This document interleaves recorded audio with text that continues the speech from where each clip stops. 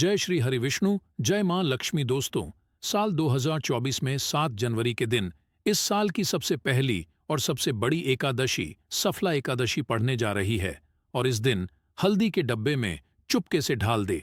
आज ही यह एक चीज माता लक्ष्मी जी के आशीर्वाद से आपके जीवन में होगी, धन की वर्षा और बन जाएंगे आप धनवान। दोस्तों, साल 2024 की सबसे पहली एकादशी अपने आप में बेहद ही खास होने वाली है, क्योंकि इस एकादशी के दिन 3 सबसे बड़े योगों का निर्माण हो रहा है, जो कि है गजकेसरी योग, धनलक्ष्मी योग और कुबेर योग।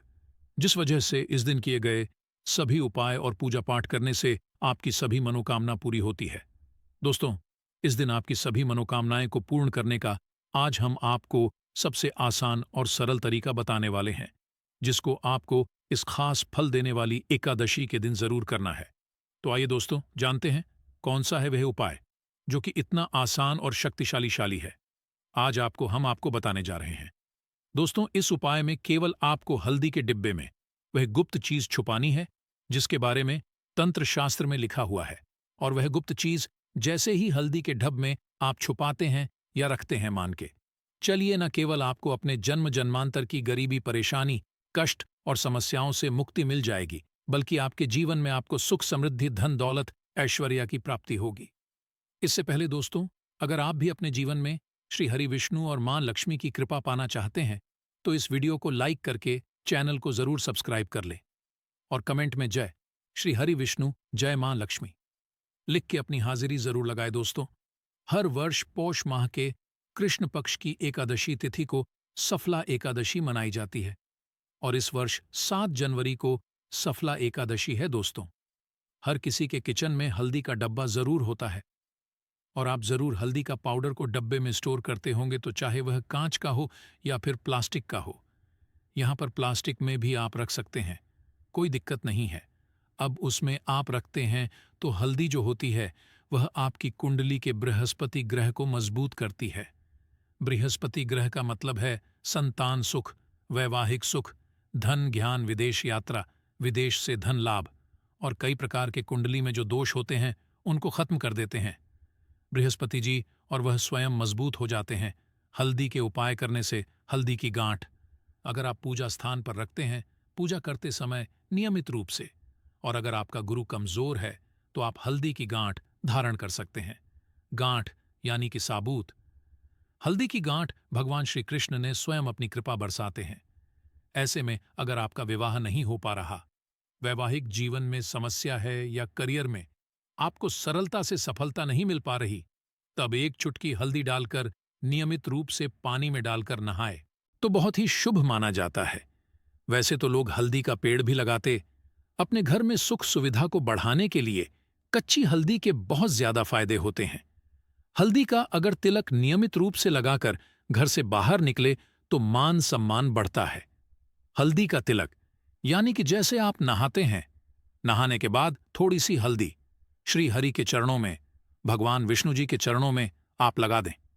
फिर उसी हल्दी को अपने माथे पर, कंठ पर या फिर कलाई पर तिलक लगा ले, और आपको इससे मान सम्मान की प्राप्ति, हर जगह से लाभ होता है। भगवान विजी की और माता लक्ष्मी की कृपा बरसती है। चारों दिशाओं से आपको यश की प्राप्ति होती है। तो आज हम बात करेंगे आपके किचन में हल्दी के डब्बे में क्या डाल दें। देखिए, वास्तु की दृष्टि से हल्दी बहुत महत्वपूर्ण है। अगर घर की नकारात्मक ऊर्जा को आप यानी कि समाप्त करना चाहते हैं, उनसे बचना चाहते हैं, तब घर के बाउंड्री वॉल पर अगर हल्दी की रेखा बना दी जाए तो घर में नकारात्मक ऊर्जा प्रवेश नहीं कर पाती, हर कोई स्वस्थ रहता है। अब मान लेते हैं कि आप फ्लैट में रहते, आप बाउंड्री वॉल में यानी कि हल्दी की रेखा नहीं खींच सकते। तब क्या करें? तब अपने मुख्य दरवाजे के पास यहां पर हल्दी से स्वास्तिक बना दीजिए, बाहर की तरफ से बना दीजिए। इससे आपके घर में नकारात्मक शक्तियां प्रवेश नहीं कर पाती। अगर विवाह होने में बहुत ज्यादा परेशानी आ रही है, या फिर वैवाहिक जीवन में लग रहा है जैसे अब सब कुछ खत्म हो रहा है, तब नियमित रूप से भगवान सूर्य को एक लोटा जल में छुटकी हल्दी डालकर के अर्पित करें।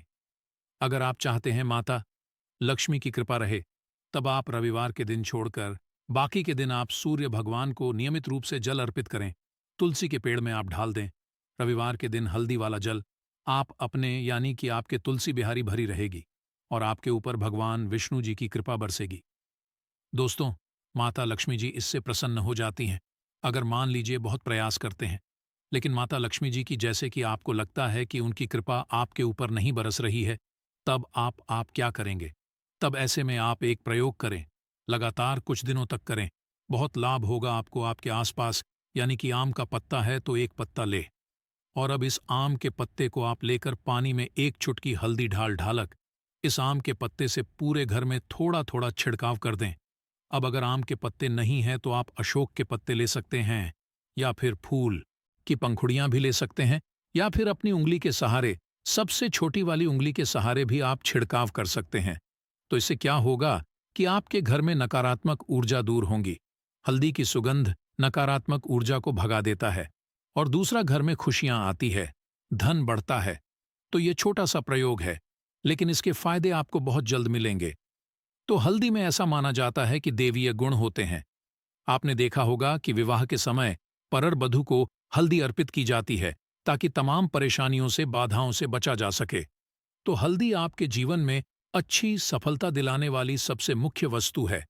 अगर पेट की समस्या है, अगर आपका गुरु खराब स्थिति में है, तो पेट से जुड़ी बहुत परेशानियां होती हैं, तब आप नियमित रूप घर के पास के किसी मंदिर में हल्दी का दान करें तो लाभ होगा।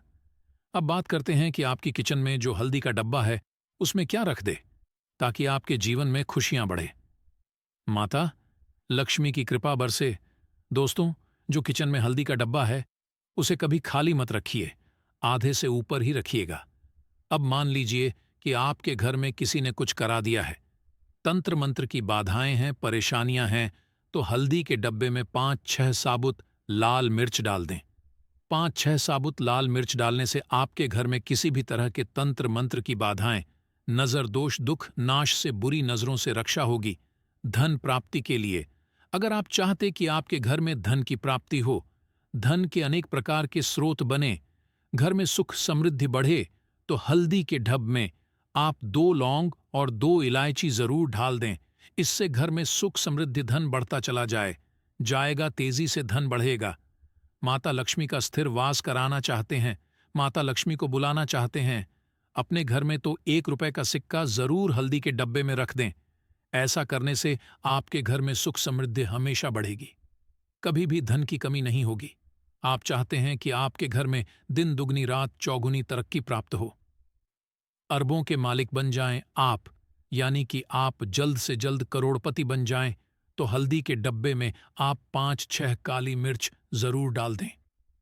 इससे आपके घर में सुख समृद्धि बरसेगी और धन धन्य के भंडार भर जाएंगे। माता लक्ष्मी जी दौड़ी दौड़ी चली आएंगी।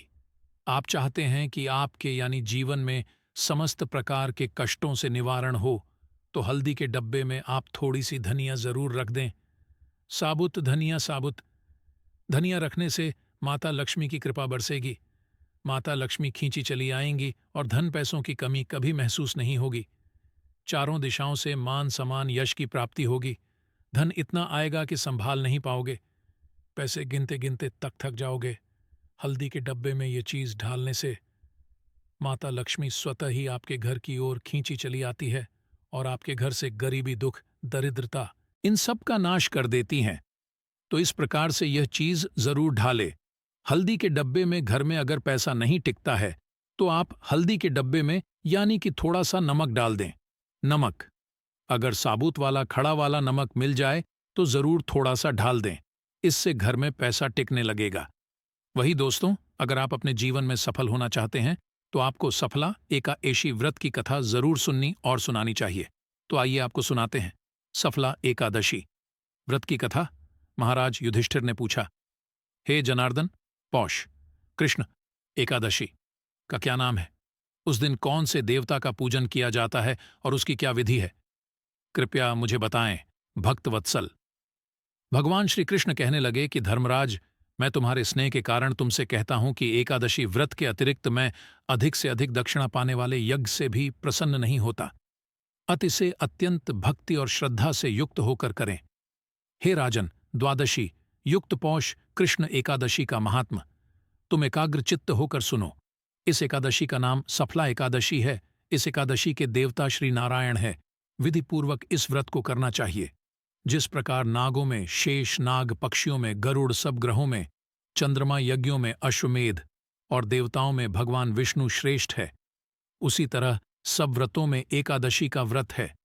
जो मनुष्य सदैव एकादशी का व्रत करते हैं वे मुझे परम प्रिय हैं। अब इस व्रत की विधि कहता हूं। मेरी पूजा के लिए ऋतु के अनुकूल फल, नारियल, नींबू, नैवेद्य आदि 16 वस्तुओं का संग्रह करें। इस सामग्री से मेरी पूजा करने के बाद रात्रि जागरण करें। इस एकादशी के व्रत के समान यज्ञ, तीर्थ, दान, तप तथा और कोई दूसरा व्रत नहीं है। 500 वर्ष तप करने से जो फल मिलता है उससे भी अधिक सफला एकादशी का व्रत करने से मिलता है। हे राजन, अब आप इस एकादशी की कथा सुनिए। चंपावती नगरी में एक महिष्मान नाम का राजा राज्य करता था। उसके 4 पुत्र थे। उन सब में लुंक नाम वाला बड़ा राजपुत्र महापाप था। वह पापी सदा परस्त्री और वेश्यागमन तथा दूसरे बुरे कामों में अपने पिता का धन नष्ट किया करता था। सदैव ही देवता, ब्राह्मण व वैष्णव की निंदा किया करता था। जब राजा को अपने बड़े पुत्र के ऐसे कुकर्म का पता चला तो उन्होंने उसे अपने राज्य से निकाल दिया। तब वह विचारने लगा कि कहाँ जाऊं। थे कुछ समय पश्चात पौष कृष्ण पक्ष की दशमी के दिन वह वस्त्रहीन होने के कारण शीत के चलते सारी रात्रि सो नहीं सका। उसके हाथ पैर अकड़ गए। सूर्योदय होते होते वह मूर्छित हो गया। दूसरे दिन एकादशी को मध्याह्न के समय सूर्य की गर्मी पाकर उसकी मूर्छा दूर हुई। गिरता पड़ता वह भोजन की तलाश में निकला। पशुओं को मारने में वह समर्थ नहीं था। अत पेड़ों के नीचे गिरे हुए फल उठाकर वापस उसी पीपल वृक्ष के नीचे आ गया। उस समय तक भगवान सूर्य अस्त हो चुके थे। वृक्ष के नीचे फल रखकर कहने लगा, हे भगवान, अब आपके ही अर्पण है। यह फल आप ही तृप्त हो जाइए। उस रात्रि को दुख के कारण रात्रि को भी नींद नहीं आई। उसके इस उपवास और जागरण से भगवान अत्यंत प्रसन्न हो गए और उसके सारे पाप नष्ट हो गए। दूसरे दिन प्रात एक अति सुंदर घोड़ा, अनेक सुंदर व वस्तुओं से सजा हुआ, उसके सामने आकर खड़ा हो गया। उसी समय आकाशवाणी हुई कि हे राजपुत्र, श्री नारायण की कृपा से तेरे सब पाप नष्ट हो गए हैं। अब तू अपने पिता के पास जाकर राज्य प्राप्त कर। ऐसी वाणी सुनकर वह अत्यंत प्रसन्न हुआ और दिव्य वस्त्र धारण करके भगवान आपकी जय हो कहकर अपने पिता के पास गया। उसके पिता ने प्रसन्न होकर उसे समस्त राज्य का भार सौंप दिया और वन का रास्ता लिया। अब लोक शास्त्रानुसार राज्य करने लगा। उसके श्रीपुत्र आदि सारा कुटुंब भगवान श्री नारायण का परम भक्त हो गया। वृद्ध होने पर वह भी अपने पुत्र को राज्य का भार सौंपकर वन में तपस्या करने चला गया और अंत समय में वैकुंठ को प्राप्त हुआ।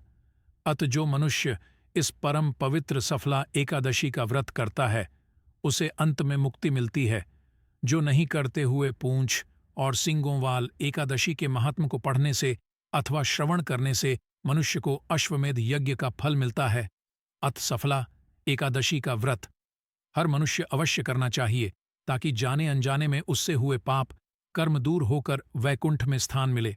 500 वर्ष तप करने से जो फल मिलता है उससे भी अधिक सफला एकादशी का व्रत करने से मिलता है। तो दोस्तों, उम्मीद करते हैं कि हल्दी और सफला एकादशी से जुड़ी हुई यह विशेष जानकारी, यह विशेष पूजा विधि आपको जरूर उपयोगी सिद्ध होगी। वीडियो आपको अच्छी लगी हो तो इसे लाइक कर दीजिए और ज़्यादा से ज़्यादा इस वीडियो को अपने फैमिली फ्रेंड्स के साथ शेयर कीजिए। चैनल पर पहली बार आए हैं तो चैनल को सब्सक्राइब भी कर लीजिए और बेल बटन को भी प्रेस कर लीजिए। इससे ये होगा कि इस तरह की सभी वीडियोस की नोटिफिकेशन आपको सबसे पहले मिलेगी। मिलते हैं आपसे अगली वीडियो में, तब तक के लिए गुड बाय।